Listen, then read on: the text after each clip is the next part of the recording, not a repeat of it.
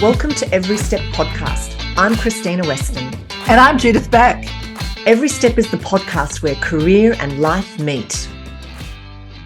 Hey Judith, how are you feeling today? Oh, well, I'm good. It's a beautiful day, so I'm glad to be here. Got a bit of a broken voice today. Yeah, I know. That's not great. Have to give that chatting a bit of a break, which I'm not sure is really possible, but let's have a crack. So Judith, today the topics we're going to cover off are, is having kids killing your career? We're going to talk about career cushioning, and we're also going to have a chat about startup founders and their mental health. There's been some bit of research that's come out recently. So let's get stuck straight into our first topic, having kids killing your career. So I think a lot of women, well, not a lot of women, there are women, let's say, put it that way, that are making the decision to choose their career over having kids. They're making a choice to say, kids aren't part of my life because, well, a whole range of reasons, could be any reason. But we're seeing fertility rates down in a lot of countries. We're seeing women who do have children tend to be a little bit older. So that's a really challenging trend, I think, for governments as well, because if we've got an aging population and not many people coming through, we're not going to have the workers as the taxpayers funding the social security benefits and things that we have now. So there's, the fertility rates being down and people making couples making decided or making decisions, specific decisions not to have children is a really interesting and potentially troublesome trend. What do you make of it, Judith? I kind of think that, there's a lot of different reasons why people choose not to have children. And is it because they want to have a career, or is it because of other things? Like, one, it's very expensive. It is. And, Especially. and also you might want to put off having your family until you get your career going and you sort of get established. And that's probably the reason that a lot of women are older. I agree. Yeah. They might not even find their life partner, so they don't want to start a family until they do. And that might be later because it's different than what it was, 20, 30 years ago. So it could be a whole bunch of reasons. I know I read an article not long ago about, it was Lily Allen, who said that, she loves her kids, but she joked that they've totally ruined her career. Yeah, I mean, that was a joke, but I know, yeah. I know it was a joke, but it was kind of like, well, my singing career got put on hold because I had kids. And I thought, when I read the article, even though it was a joke, I thought, kids don't kill a career, or kids only if you choose to go down that road of putting your career to the side while you're raising your kids, because you can do, I've seen many, many, many women do both. And it's really about financial means. Like, she would have financial means. Like, I mean, childcare is stupidly expensive in any country. Australia, it's outrageous. And yeah, it is. There are decisions to be made there, and it does. Women do have to make decisions, and sometimes it's like you said, they can't afford to do childcare, so they do step back from work. I think it's a really individual choice.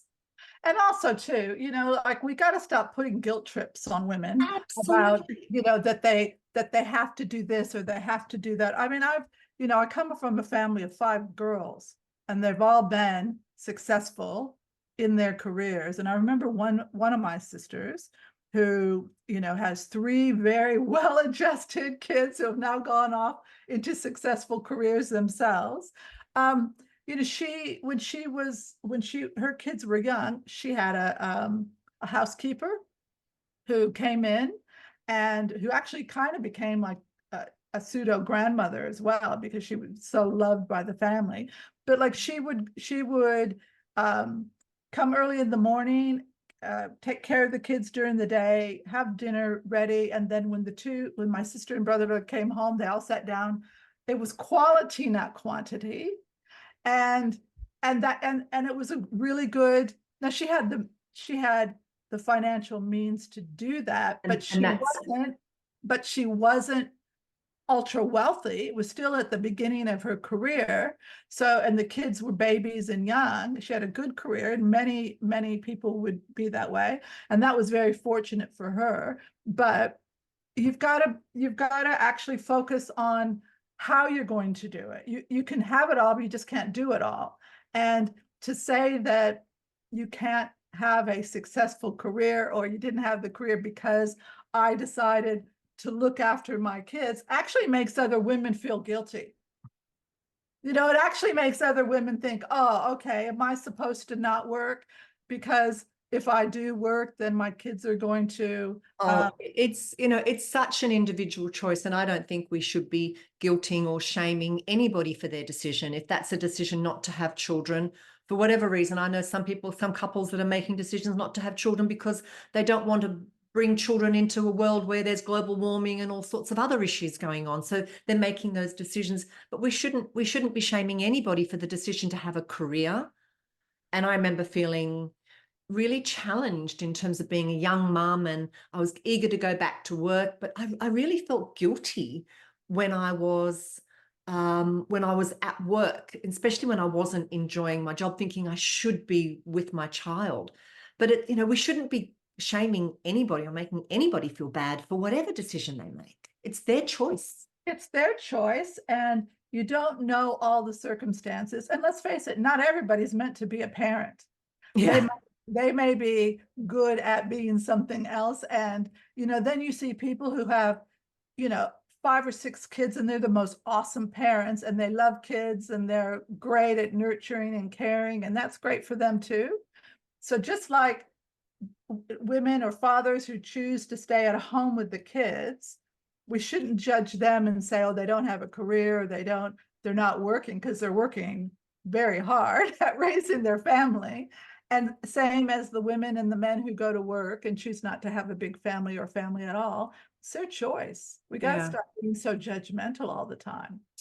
It's really interesting because companies are now having conversations around fertility and families. I've just seen today, actually was brought to my attention, Google have announced, where their managing director here announced, for people working across Sydney, Melbourne, or Auckland, or who work remotely, are now able to get reimbursed for and support with elective egg freezing, IVF, adoption, and surrogacy to help them with starting or growing their family. So that's a really interesting thing for Google to be doing in terms of supporting financially families to actually help them with growing their family. I think that's a really interesting initiative.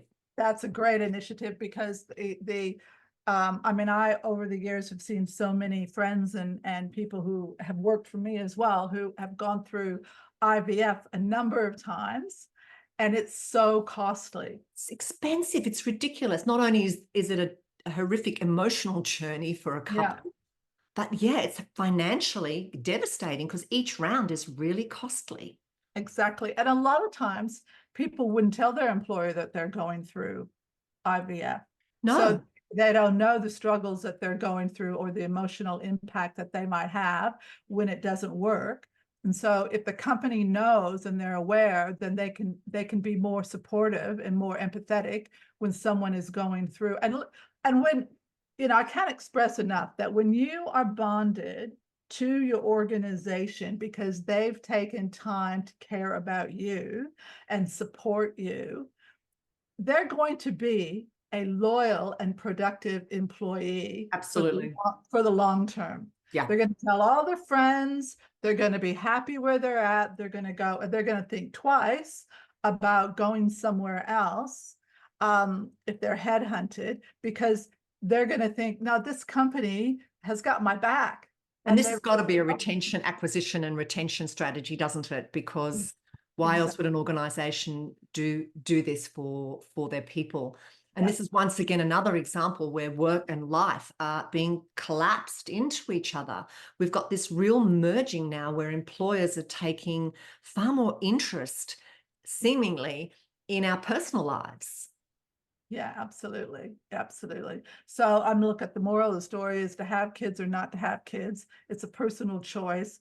It only impacts your career if you let it.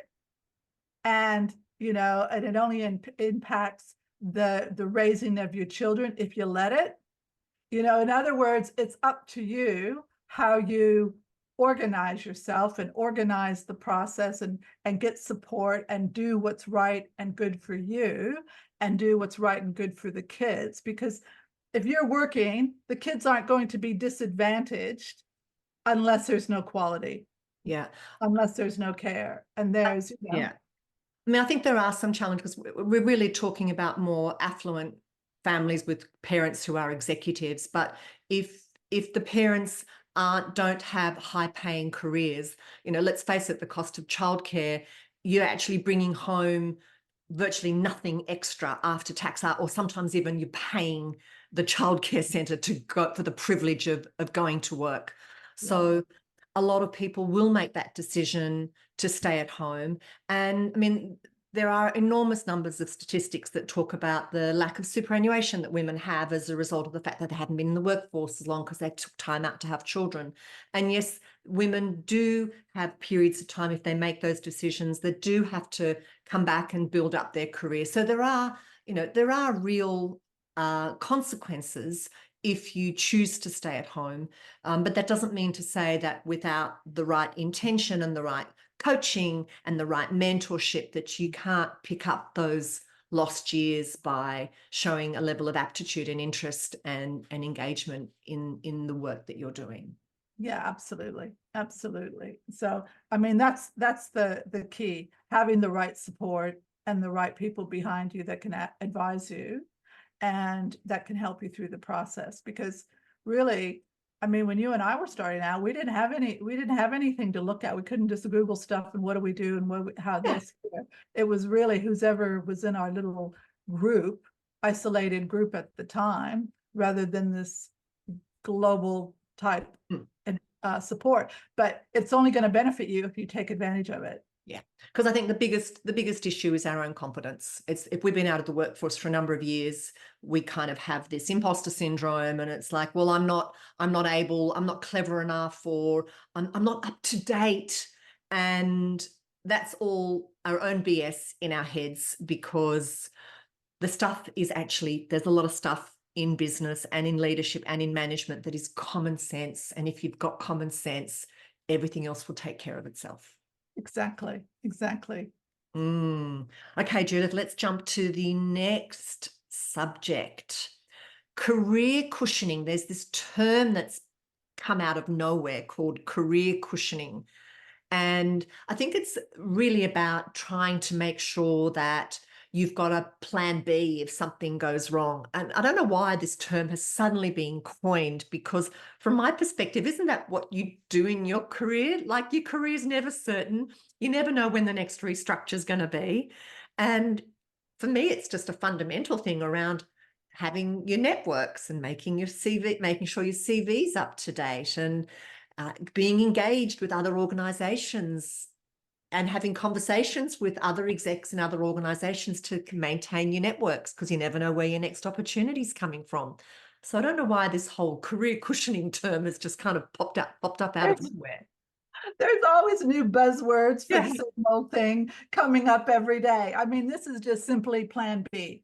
And, we've always said you got to have a plan B. And even, how we, in our last episode where we were talking about, would you work for a company where you didn't like their brand or what they were doing? Well, we had a lot of people come back to us and with comments about that, and even on a Swellcast. For those of you who aren't familiar with Swellcast, it's an app where you can talk to people in groups, like mini podcast. And so we get people that make comments over there.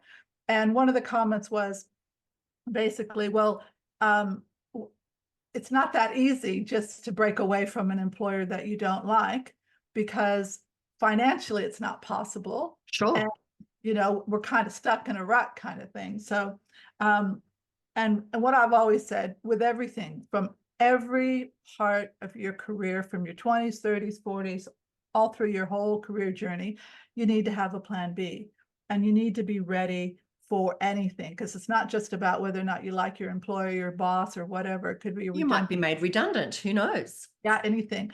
And what does a plan B mean? Well, a plan B means that you've got to have a process. You've got to have your resume ready. You've got to really sort of do an analysis of what it is that I want to do.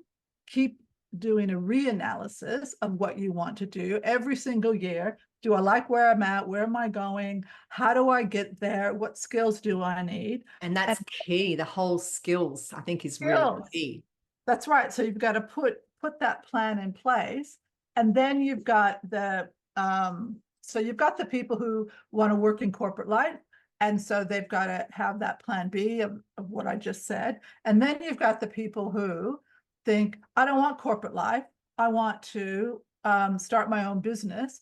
And that's where it used to be called side hustle, right? So remember that term a couple years ago, side hustle? Yeah. Just a little bit of a different twist on it. But if you are someone who wants to do a side hustle or start your own business, you can do that while you're working, not at work, but you can put the building blocks in place, because there's a lot of administration behind starting a new business. There's a lot of things like your website and you're getting your product together, doing analysis on it, testing the market, finding out before you leave your full-time position that will get you going. And one of the things, you got to make sure you're not doing that during your normal work hours. That's exactly right. It's a weekend thing, because you don't want to jeopardize your current position. Now, I don't know if you're watching Food Star. So Food Star is with Gordon Ramsay and Janice, the lady from Boost Juice, Janice Ellis. Oh, yes. I think I've got her name somewhat right. Anyway, in America, they'll have a similar one with probably someone else, but it's virtually about, it's kind of like The Apprentice, but for small business people who want to launch their food idea or the food product idea. And there's a whole bunch of really cool ones. And then what happens is they get in, Gordon and Janice get a team of 8, and then they put them to the test of these different things, like, have this launch for this product or do and this, and they have to work as a team. Now, the reason why I'm mentioning it, because anyone who's looking to career cushion or to start their own business, that kind of a show, it is just, I love watching them, because everybody in those teams is everybody that you see in a business. And they're small business owners. Some of the things that Janine Ellis, she's so smart, and she's got like thousands of Boost Juice all over the world. Of course, Gordon Ramsay has hundreds of restaurants around the world. So they obviously have done something really good, and they would be great mentors, because the winner wins $250,000 and their mentorship. So they have these things where all these people are supposed to be small business, but when they get in a group, half of them haven't got a clue what to do, or they're not working in a group. Because one of the things that really hit home was, it's about when you're career cushioning and you're looking at starting a business, is putting yourself in the shoes of the customer. Because a lot of these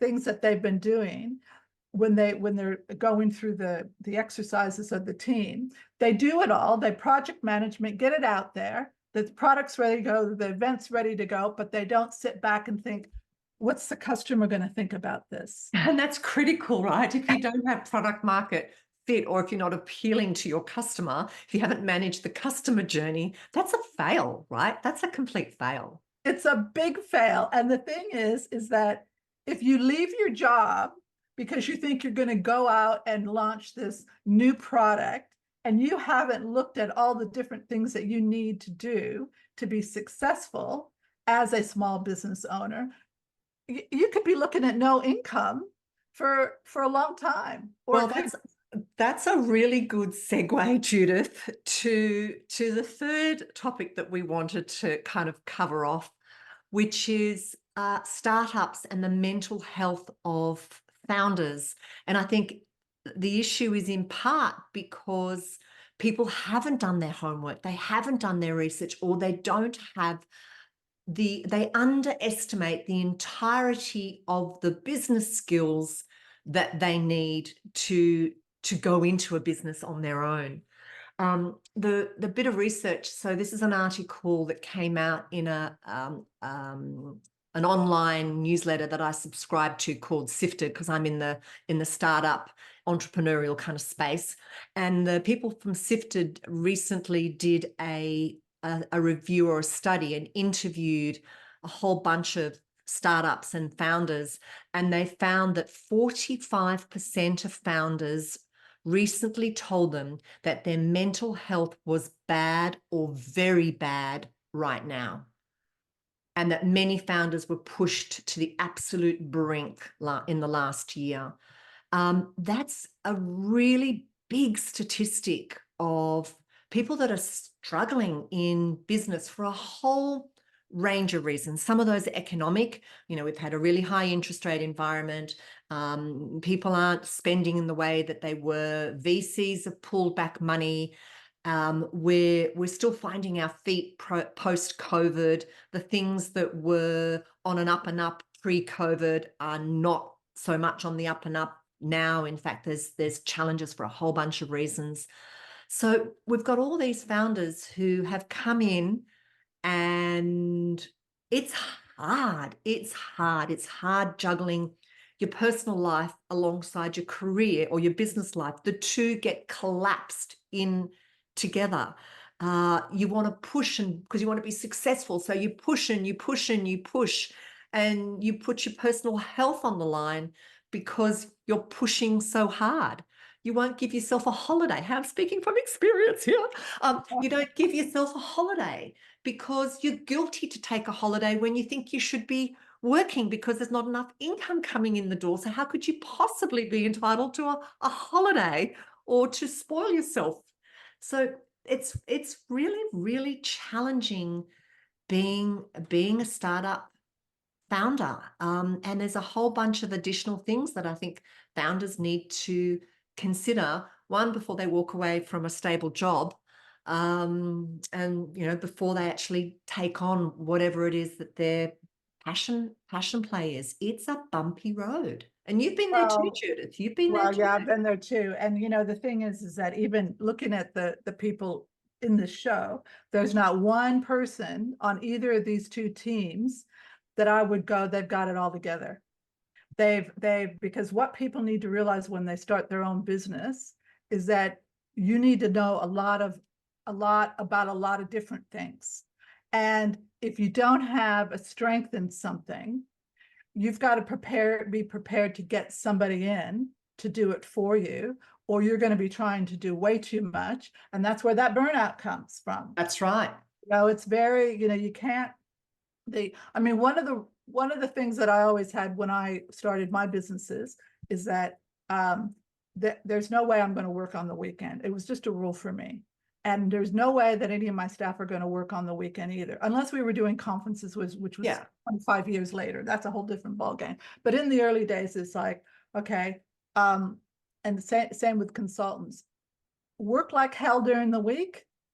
You need to get, I want you focused at work like hell during the week, but you need to take your weekends off because your families, and you don't want, because once stress comes in with lack of family time and things like that, it affects their work. Oh, but what I've noticed with small business owners is that, and especially watching the show, because it highlights the fact that you have to have mentorship and people who have been there, done that, in your corner, saying, being the fresh eye, being the absolute fresh eye, and going, no, that's, what, like, for instance, they had to do this box of You know how you buy your meals online and they deliver them in a box and it's got all the ingredients in them? Yeah, yeah, yeah. We've Supposed got to those take services here. Yep. Yep, it's supposed to take 30 minutes to cook. Well, they had to prepare the menu and prepare the instructions. Well, the girl who was in charge of preparing the menu with the graphic designer got one of the steps wrong, out of sync with the pictures. And so when she was being confronted about it, she wanted to make big excuses. So basically that team lost because Yep. people got confused what steps they were going through. And when she was being confronted by Janine, you know, she's like wanting to make, well, you know, they could have figured it out or they could have. And the thing is, when you're a small business, those mistakes Can be the end. can be the end. And, you know, and I've heard and I've had experience with people in small business saying, oh, don't worry about it. Just focus on the 20%. Forget about the 80%. No, when you're in a small business, you got to focus on the detail because you don't get a second chance. That's exactly.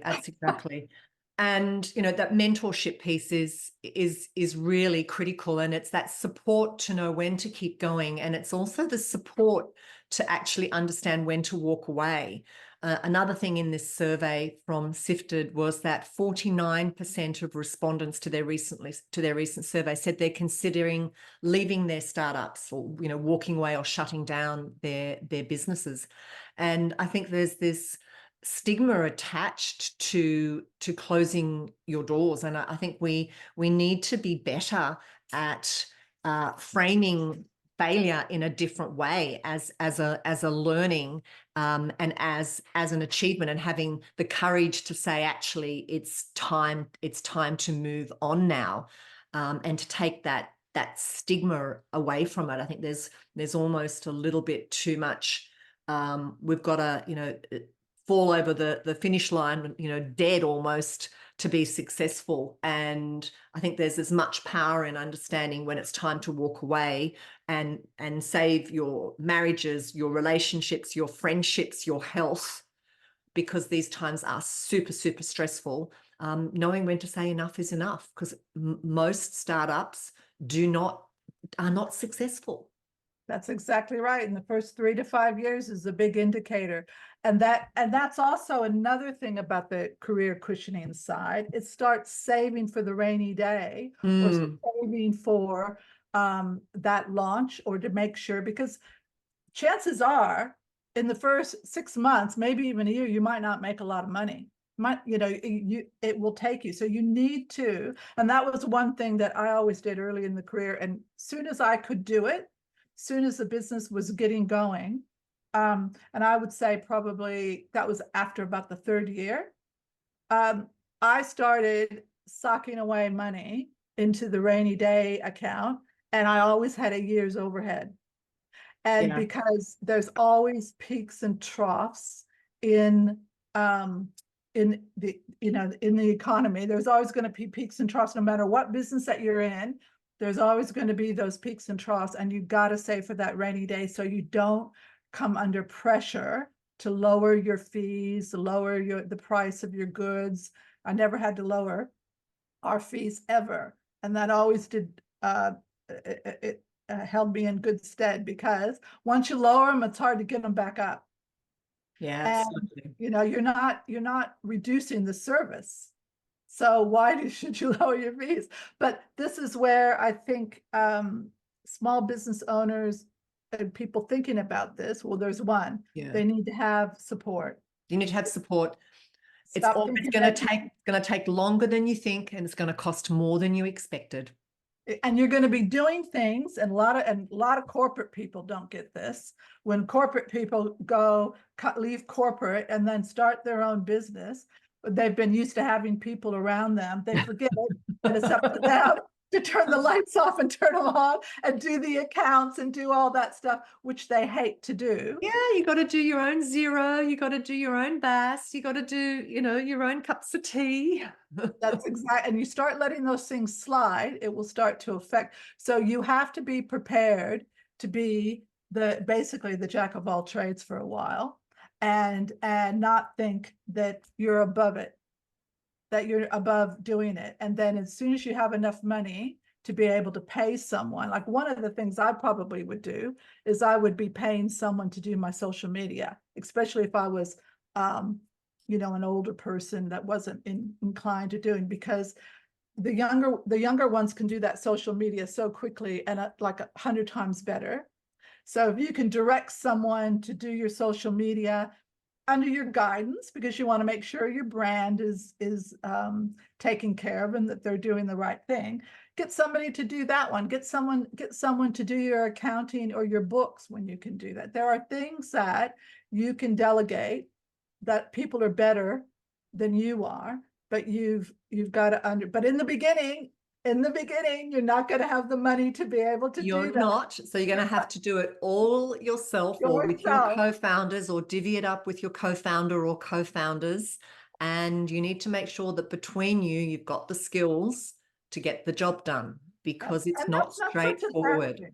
And that's not such a bad thing either, because then you're learning every single function within the company that you do delegate later on, and you'll understand what that process is. So, don't think of it as a long-term thing. But if you're 10 years into your business and you're being burnt out and you still don't have any, I'd say even 5 years, and you still don't have any weekends, or you're doing something wrong. There's something wrong.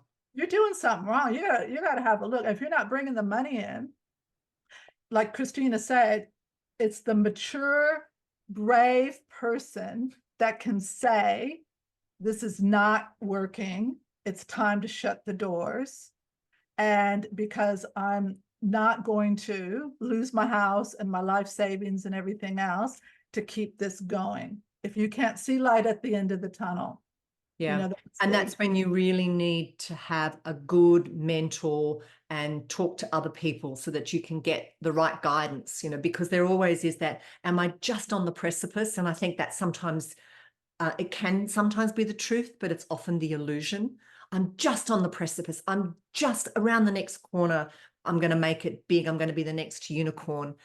Those scenarios are few and far between. So make sure you get somebody that's independent, not a mate who's going to tell you what they think you want to hear. Get somebody independent. Reach out to another fellow entrepreneur and tell them you're at a crossroads and ask for their counsel. Absolutely. I used to tell people, look, get the views of your friends and your family. That's fine. But find the most negative people you can to give you their view on your product or your service or whatever, because they will tell you things you don't want to hear. And those are the things that you should hear. But you've got to be prepared to listen, not like that person in the show that got all defensive and said, oh, but, no.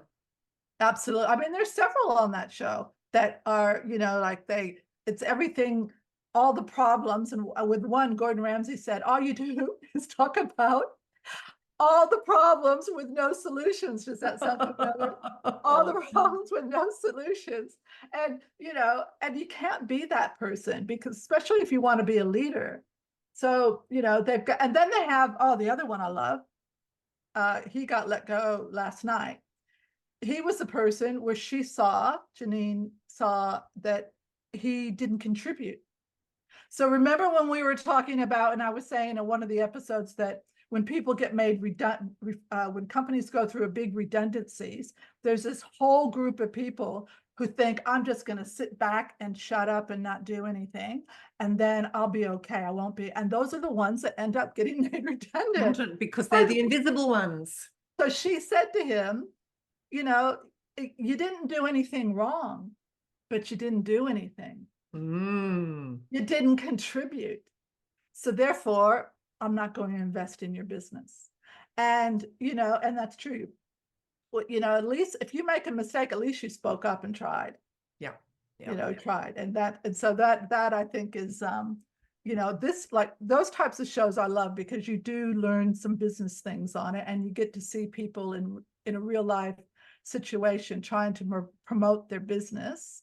and how they do it's quite interesting. Yeah, and you get the insights of the mentors as well and see what their perspective is from a real world perspective, because they're simulating real world scenarios. Absolutely, and they are smart. And really, the two businesses, restaurant businesses and juice business, They're is hard highly businesses. They're oh, hard hard. businesses. It's so Anything hard. with food, I think anything with food is a hard business. Any business is a hard business. Forget about whether it's food. Anything's a hard business. Absolutely, and highly competitive. Mm. So they know what they're talking about. And that's just the moral of the story. Find people that know what they're talking about that will help you and give you some guidance. And don't think that you know it all, because you never know it all. You never know it all. So keep a learning mindset, keep enhancing and improving your skills, and surround yourself with people and find mentors that can help you. Seems to be a common theme in terms of our advice, Judith. Well,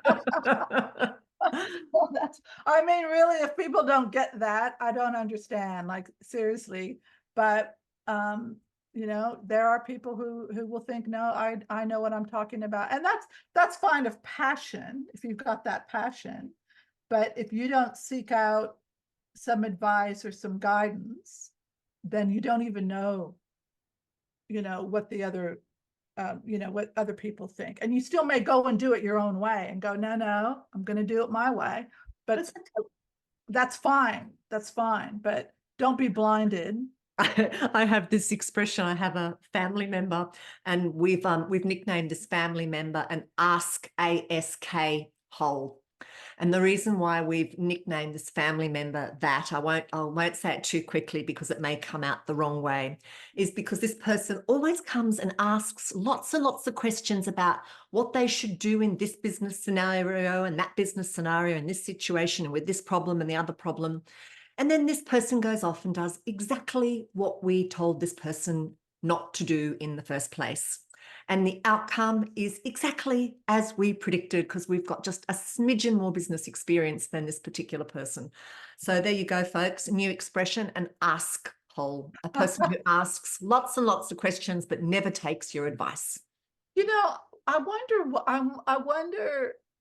I mean, we've seen that over the years, as far as, you kind of go, it's frustrating to me if the same question gets asked several times and the advice isn't taken.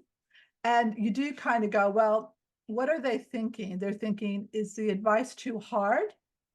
So in other words, part of it's they don't know how to, they're intimidated by the advice because they don't have the skills to process the advice and act on it. Okay, so that's, yeah.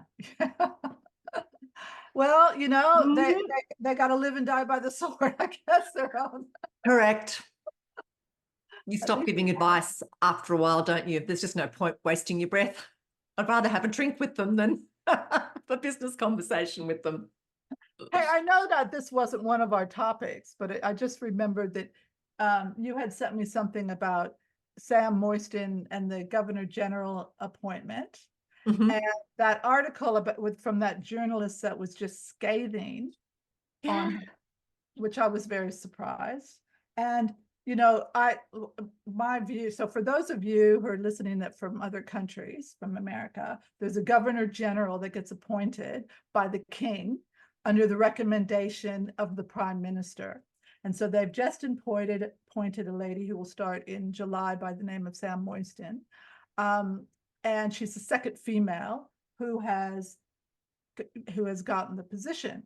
And a female journalist came out and wrote an article that was scathing about her and about her background and everything else. So she's been pro quotas, and I think that's part of what this journalist was worried about. She wanted a meritocracy as opposed to quotas. So, and that was only one of the reasons that she gave. Well, from what I understand, that position needs to be bipartisan anyway, and it's more of a figurehead kind of thing. They go to functions and do the appearances and that kind of stuff. My thing is, because what I thought, okay, because I went and looked at her background. I didn't really know what her really good background, and I looked at it as a previous headhunter trying to headhunt somebody for a CEO role, because that's the level that we did. And so I looked at it and I thought, her back, she's a lawyer. She worked in government. She worked in all these different things, and been on boards, and her background looks really good.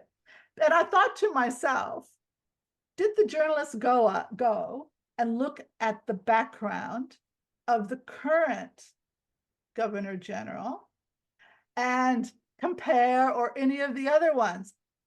Now his It background, might have just been clickbait. Who knows? it's kind of, but it was a pretty scathing It article. was a scathing article. And I thought to myself, why don't we just get it? Like, why do we have to have, because the person who's in it now, he's got a very admirable background too, and he's been general in the military and all these different things that he's had. So he's got a great background too.